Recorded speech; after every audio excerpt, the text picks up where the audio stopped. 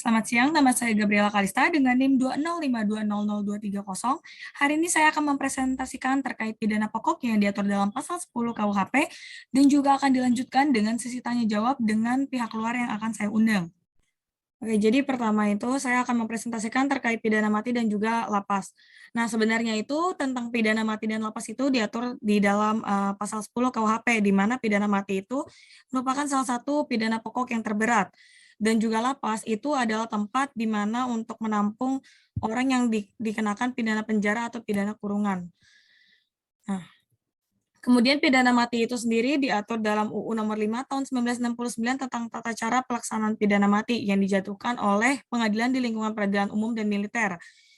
Dan juga diatur dalam Peraturan Kepala Kepolisian Negara Republik Indonesia Nomor 12 Tahun 2010 tentang tata cara pelaksanaan pidana mati. Oke, udah muncul. Silakan lanjut. Nah, kemudian di pidana mati ini di dalam Perkapolri Nomor 12 Tahun 2010 ini diatur tentang tata caranya. Nah, nggak cuma tata cara, tapi dia ngatur tentang teknis-teknis yang harus dilakukan. Seperti contoh di pasal 4-nya itu sendiri diatur terkait bagaimana terpidana itu dibawa ke tempat eksekusinya, kemudian juga regunya terdiri dari pendukung dan juga regu penembak. Kemudian dalam pidana mati ini sendiri itu dipimpin oleh jaksa eksekutor yang kemudian di dalam regu itu diwakili oleh komandan pelaksana. Dan juga dari regu yang penembak itu terdiri dari 12 orang. Bisa dinyatakan mati apabila dokter sudah memeriksa bahwa tidak ada tanda-tanda kehidupan pada terpidana. Kemudian pidana penjara. Nah, pidana penjara itu ada pidana penjara seumur hidup dan juga ada pidana penjara sementara waktu. Pidana penjara seumur hidup itu seperti yang dijatuhkan pada orang-orang yang pidananya udah terberat gitu. Jadi kayak sekitar 15 sampai 20 tahun. Nah, sementara waktu itu hanya 1 hari sampai dengan maksimal 15 tahun. Namun apabila ada yang memberatkan itu mendapatkan maksimal sampai 20 tahun. Kemudian pidana kurungan itu diatur dalam pasal 18 KUHP di mana minimal itu 1 hari dan maksimal itu 1 tahun. Nah, persamaan dari pidana penjara dan pidana kurungan itu sendiri itu sama-sama di orang yang dikenakan kedua pidana tersebut ditaruh di lapas atau lembaga pemasyarakatan. Nah, sesuai dengan pasal 28 KUHP, penjara itu adalah pidana kurungan dan penjara dalam pidana kurungan dan pidana penjara itu sama. Dan juga hukuman penjara maupun hukuman kurungan itu bisa berada dalam satu tempat yang sama, yaitu lapas atau lembaga pemasyarakatan. Tetapi sel mereka itu dibedakan dan tidak tercampur. Nah, lapas itu sendiri diatur dalam Undang-Undang Nomor 12 Tahun 1995 tentang lembaga pemasyarakatan. Udah sampai situ, Bang.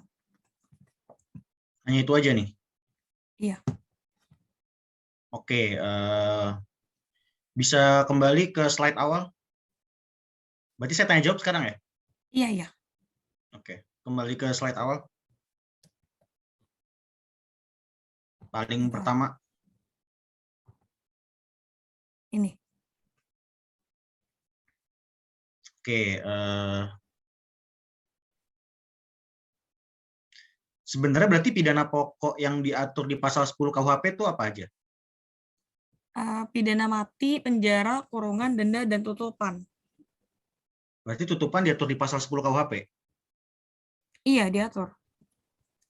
Dia diatur di pasal 10 KUHP atau ada undang-undang lain yang mengatur pidana tutupan akhirnya jadi bagian yang tidak terpisahkan dengan pasal 10 KUHP? Sebenarnya kalau pidana tutupan itu emang ada di pasal 10 KUHP, tapi untuk lebih jelasnya itu memang ada di undang-undangnya sendiri terkait pidana tutupan. Sebentar, saya cek terlebih dahulu.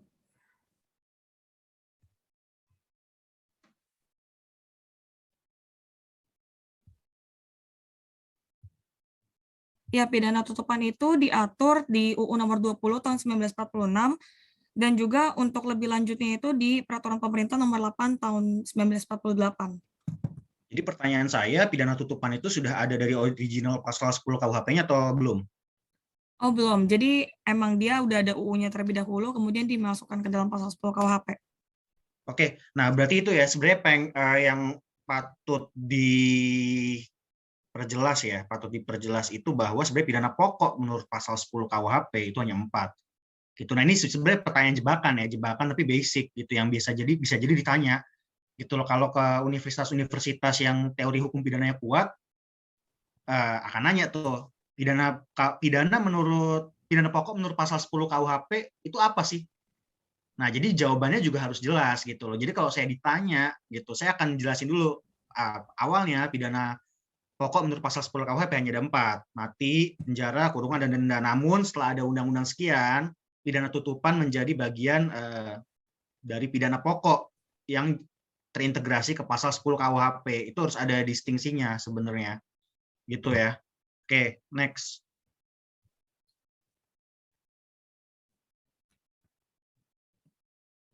Oke, ini apakah benar nama undang-undangnya itu Undang-Undang Nomor 5 Tahun 1969? Sepemahaman saya emang iya sih. Coba bisa di googling singkat aja sekarang cepet.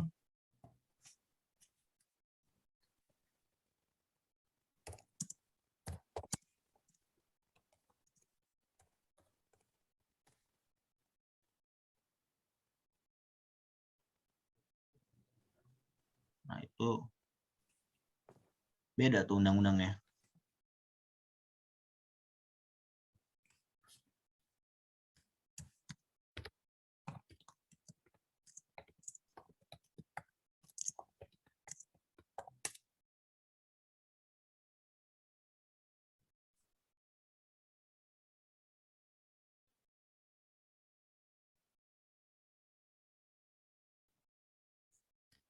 Oh, mungkin ini nih.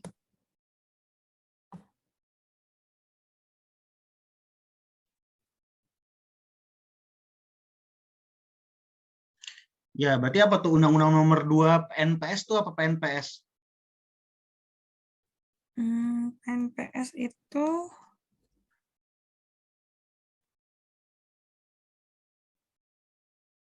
Oke, nggak, jadi intinya bukan undang-undang yang kamu sebut tadi ya.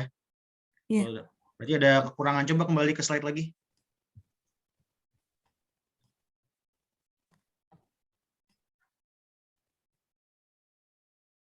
Ini. Oke, next. Oke, coba tadi jelasin, jadi apa bedanya penjara seumur hidup sama pidana penjara sementara waktu? Penjara seumur hidup itu sesuai dengan eh, si terpidana itu di penjara sampai nanti dia menghembuskan nafas terakhirnya. Sedangkan kalau sementara waktu itu di minimalnya itu 1 hari dan juga maksimalnya itu 15 tahun. Tapi apabila ada pemberatan itu 20 tahun. Oke, berarti let's say kamu dipidana penjara seumur hidup. Ya, Sekarang, berarti kamu dipidana sampai kapan? sampai saya meninggal. Oke, oke, nggak apa-apa, itu clear ya. Cuma saya tadi, kamu entah mungkin grogi atau gimana, penjelasan kamu tidak seperti itu. Ya silakan ya nanti dilihat recordingnya ya. Tapi Oke, sekarang oke. udah clear. Oke, kalau pidana penjara sementara waktu maksimal berapa lama? Sebenarnya kalau sementara waktu itu maksimal 15 tahun, tapi kalau Hmm, dalam penjatuhannya dia ada pemberatan, itu dia jadi 20 tahun. Oke, next.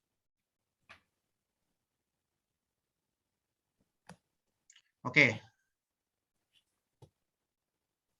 sorry, kalau pidana penjara tadi sebelumnya minimal berapa hari? Pidana penjara Satu, sementara waktu? Hah? satu. 1 hari minimal. Oke. Iya. Nah, selain pidana kurungan, yuk next dulu deh. Oke. Selain pidana kurungan itu kan ada pidana kurungan pengganti. Iya. Iya kan?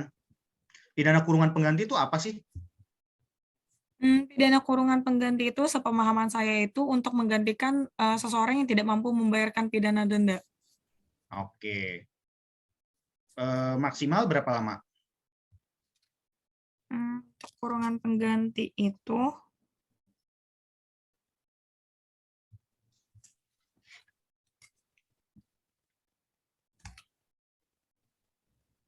dia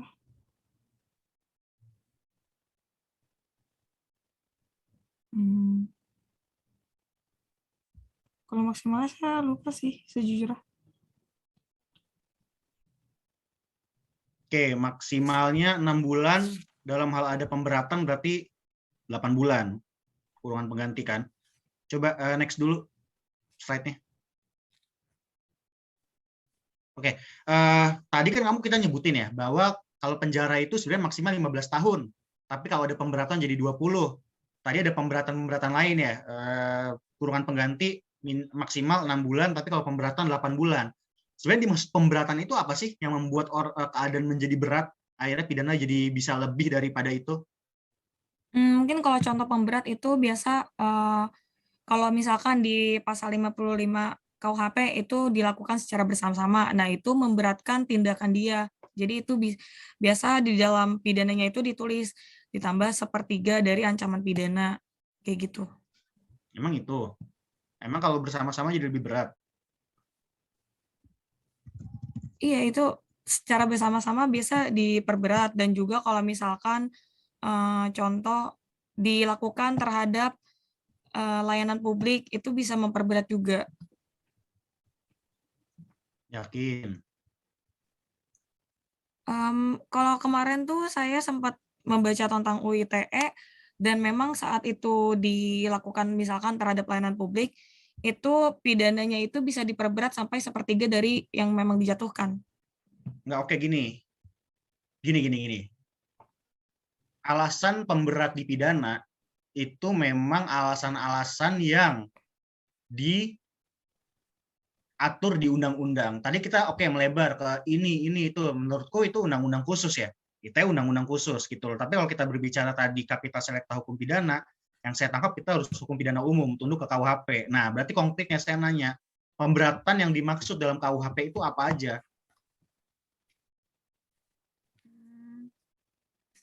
Itu mungkin maksudnya Oke, konkursus bukan? saya kasih ya, oke, nah betul, saya kasih clue berarti itu betul terjadi perbarengan perbuatan, itu salah satu alasan pemberat. Hal lainnya adalah residivis. Jadi pengulangan pidana. Nah, silakan cari dasar hukumnya apa. Dasar hukumnya di KUHP gitu. Itu jadi ini kamu lah gitu. Apa jadi tugas PR untuk self improvement kamu kalau emang kamu serius ingin mendalami hukum pidana. Itu cuman pemberatan itu di tiap undang-undang itu ya beragam ya gitu. Yang kamu bilang mungkin nggak salah gitu kalau ada undang-undang khusus yang mengatur itu. Tapi sekarang saya pengennya fokus ke hukum pidana umum dulu karena kita kapital selekta hukum pidana dan yang kamu terangkan dari tadi sejauh ini adalah hukum pidana umum. Oke, jadi biar kita nggak apa ya, nggak loncat-loncat berantakan. Oke, sekarang ke lapas. Ini apakah hanya yang mengatur lapas? Apakah hanya undang-undang ini aja? Tidak ada undang-undang lain? Iya, kalau untuk lapas sendiri emang secara khusus diatur di undang-undang ini. Oke, apakah Indonesia itu lapas itu di mana sih kedudukannya? Provinsi Hmm, atau di lapas mana? itu sebenarnya di